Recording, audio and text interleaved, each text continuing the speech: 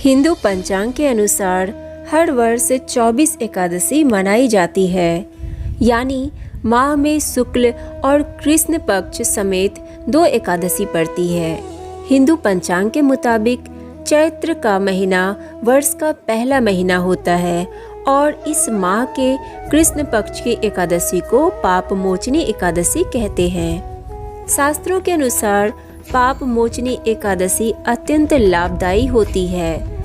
विष्णु पुराण के अनुसार जो मनुष्य पाप मोचनी एकादशी व्रत रखता है तथा संपूर्ण पूजन सामग्री के साथ श्रद्धा भाव से एकादशी पूजन को समाप्त करता है, उसके जन्म जन्मांतर के पाप मिट जाते हैं तथा वह इंसान मोक्ष का हकदार हो जाता है। कहा जाता है कि एकादशी तिथि पर धार्मिक कार्य करना अत्यंत लाभदायक होता है। इसीलिए पाप मोचनी एकादशी पर दान जैसे धार्मिक कार्य करने से पुण्य की प्राप्ति होती है तथा भगवान विष्णु का आशीर्वाद भी मिलता है। अब मैं आप सभी को पाप मोचनी एकादशी की पूजा सामग्री बताऊंगी, आप नोट कर लीजिए। पाप मोचनी एकादशी पर पूजा करने के लिए आपके पास भगवान विष्णु जी की मूर्ति, पुष्पमाला, फूल, ऋतुफल, सुपारी, नारियल, पंचामृत, धूप, दीप, घी, तुलसी दल, लाल चंदन, अक्षत, तिल, जौ और मिठाई होनी चाहिए। अब मैं आप सभी को पाप मोचनी एकादशी की पूजा विधि बताऊंगी। एकादशी तिथि पर प्रातः काल उठकर स्नान आदि कार्यों से निवृत्त हो जाइए।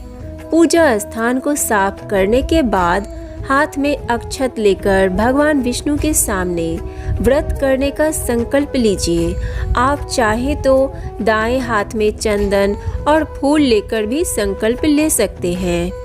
संकल्प लेने के बाद अब भगवान विष्णु की प्रतिमा के सामने वेदी बनाइए और 7 अलग अलग प्रकार के अनाज रखिए।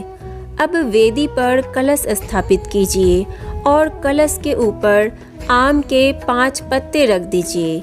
यह सब करने के बाद भगवान विष्णु की पूजा आरंभ कीजिए और उनकी प्रिय चीज़ों को अर्पण कीजिए और भोग लगाइए। श्री हरि को एकादशी तिथि पर 11 पीले फूल, 11 पीले फल और 11 पीली मिठाई अर्पित करना शुभ माना जाता है।